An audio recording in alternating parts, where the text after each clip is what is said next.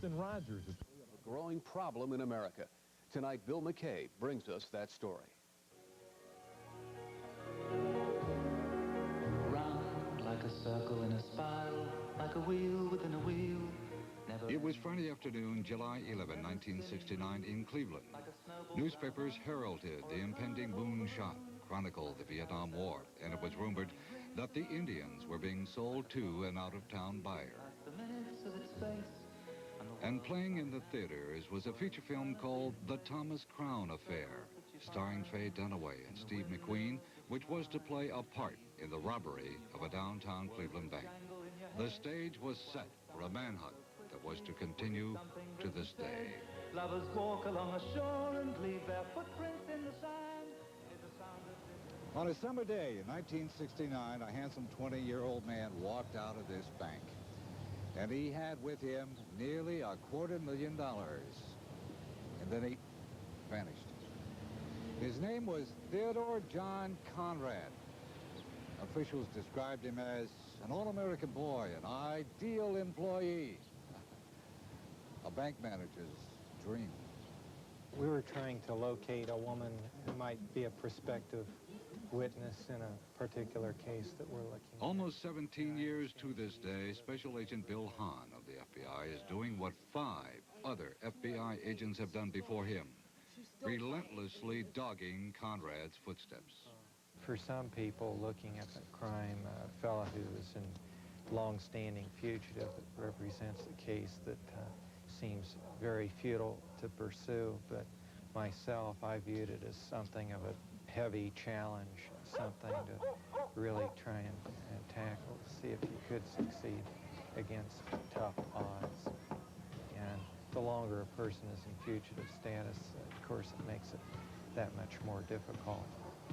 Of course, the Conrad case is only one of many in the workload for Agent Bill Hahn. But there are so many twists and turns in the fascinating story that it rarely leaves his mind. Conrad saw the Thomas Crown Affair at least 6 times, according to friends. In it, Steve McQueen, one of Conrad's idols, was a trusted member of the bank's staff who engineered a brilliantly successful robbery of $2.5 million from its vault. Friends say that Ted Conrad fantasized about McQueen's lifestyle. One of those friends called Teddy a guy who enjoyed the finer things in life.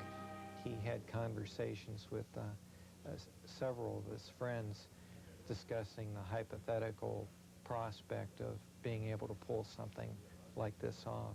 He examined what type of security existed there, and this was just a challenge for him, as it were, to override this.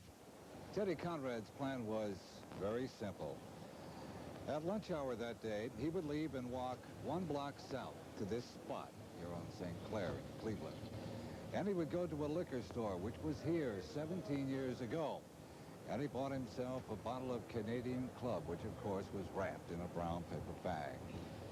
At quitting time that day, he told his partner inside the vault that it was okay to go ahead and leave, that he would be along in a couple of minutes. Alone, Teddy allegedly put $215,000 in the bottom of the bag, put the liquor bottle on top, left the vault, chatted to the guard, and walked out. He hopped on a bus to Lakewood, got off at his Clifton Boulevard apartment, and went inside to pack. I guess the most memorable thing about that place for me is his account that his landlady gave of having seen him exit the apartment that Friday night to catch the airplane to the airport, and Ted's looking back at her and waving goodbye. And he carried, I guess, anything of substance that meant anything there, just a few shirts and clothes and so forth, and of course, you can bet the $215,000. Ted was a 1968 graduate of Lakewood High School. He was a likable guy whose performance at the bank was impeccable. His future seemed bright.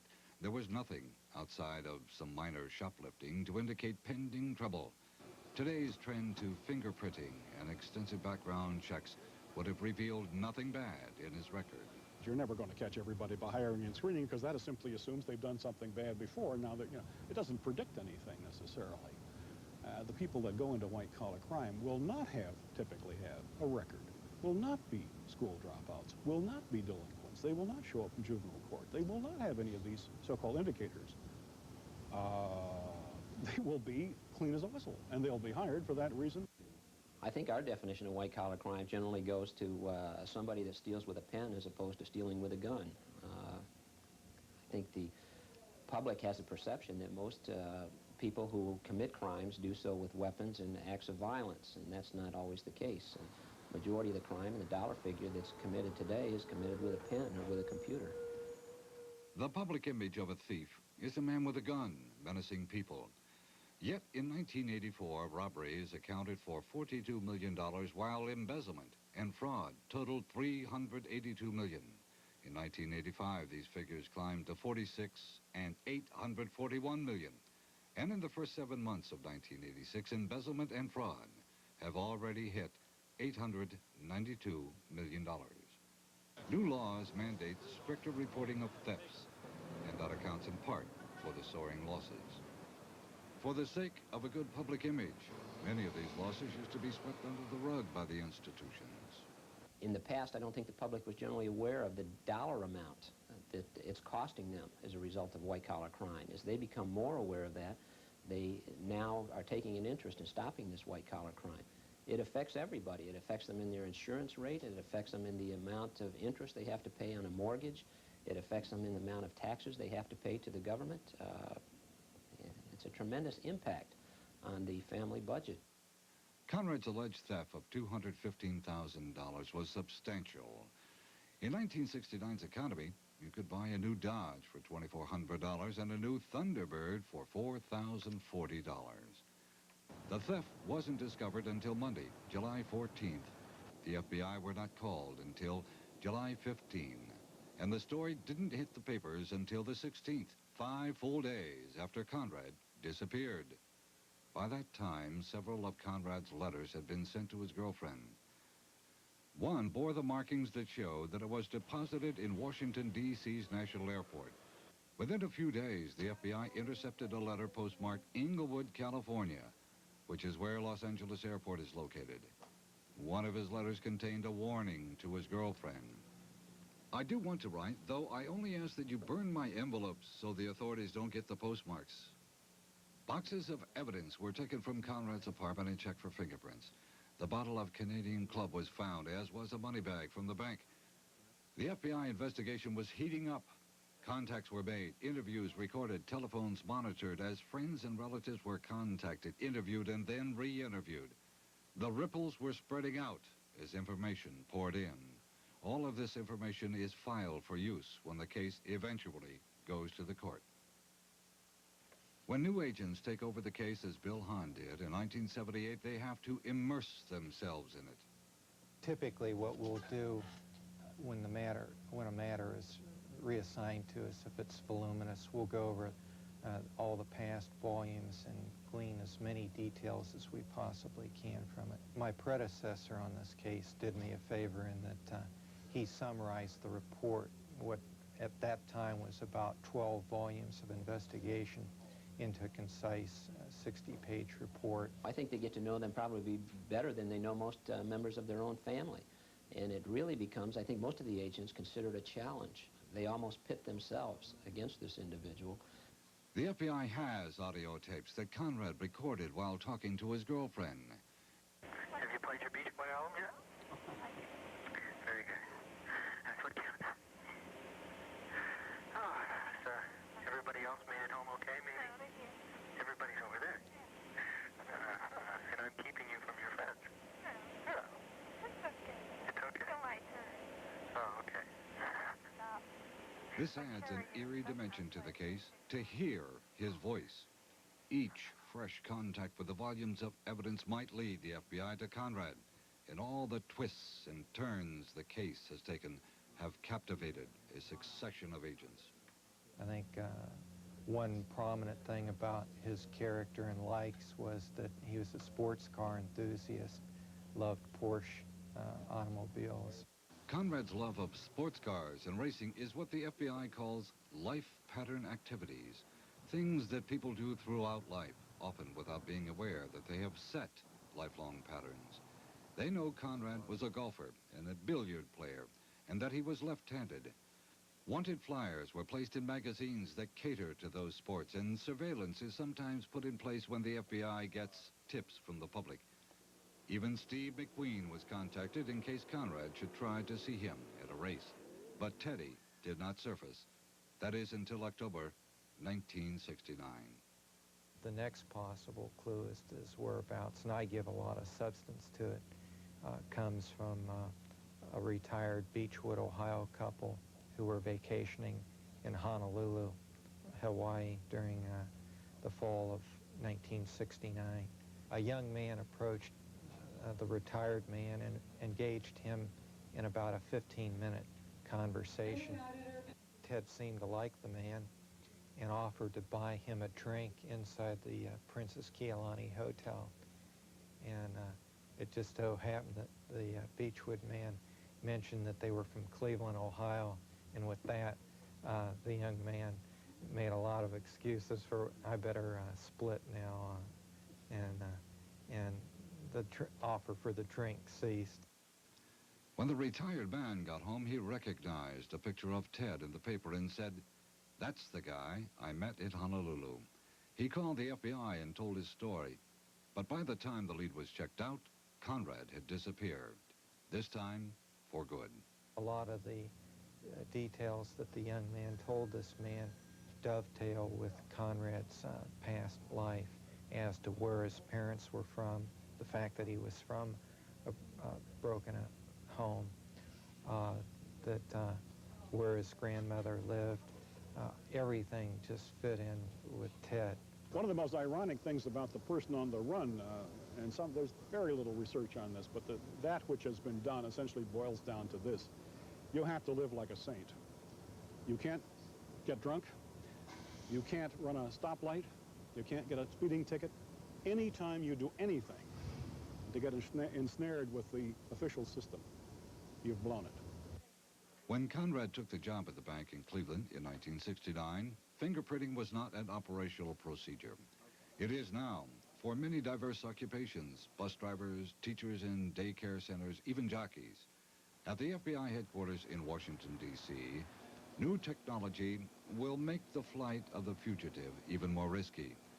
The FBI processes over 30,000 print cards a day. The computer automatically scans the new prints, compares them to the hundreds of thousands stored in its memory, and then red flags the ones that match. In this case, the applicant lied on the job application. She had a long record of grand larcenies. While a full set of Conrad's prints were not available, new technological advances in lasers allow latent prints to be lifted from old documents, such as auto titles, mortgage papers, anything touched by the fugitive. A recent case was solved by finding 42-year-old prints on a postcard. New computer-connected machines can take fragments of prints and match them, all automatically. The FBI believes that as these advances are made, that the ring will tighten on the fugitive and they'll eventually get their man. This was the case with Charles Lee Heron, who was recently caught after being on the run for 18 years. He was recognized by sending out routine wanted posters that had been aged. After all, fugitives do age, and they often try and disguise themselves.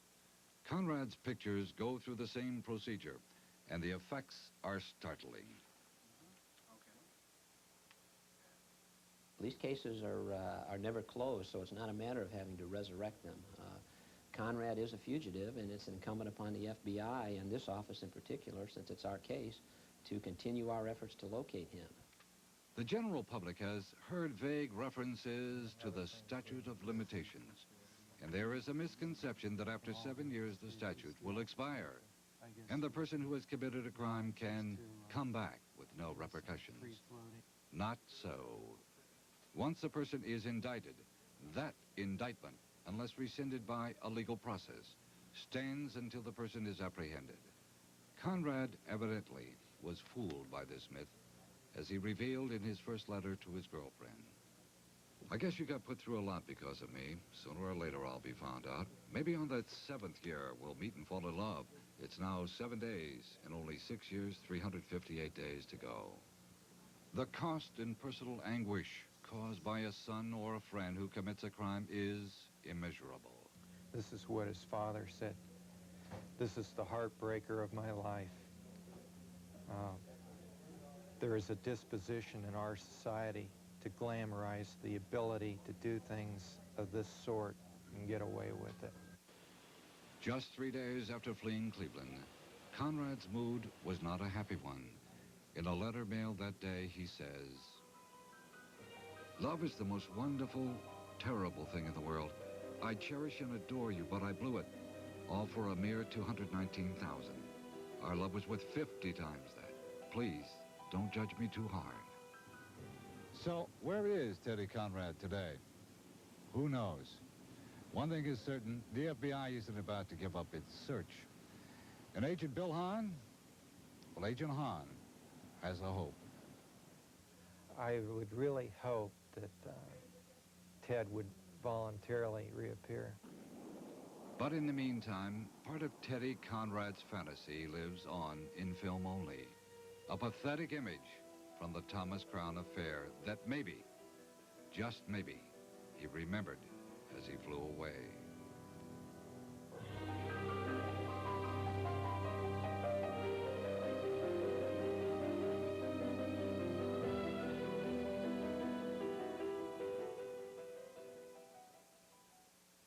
As recently as last year, the FBI got a tip that Conrad was alive.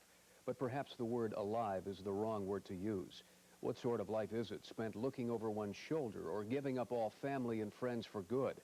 Teddy Conrad's caper seems to be a sad story of a young man who got reality and fantasy all mixed up and made the wrong choice. When we return tonight on Almanac, join Dan Coughlin for a unique view of the flats.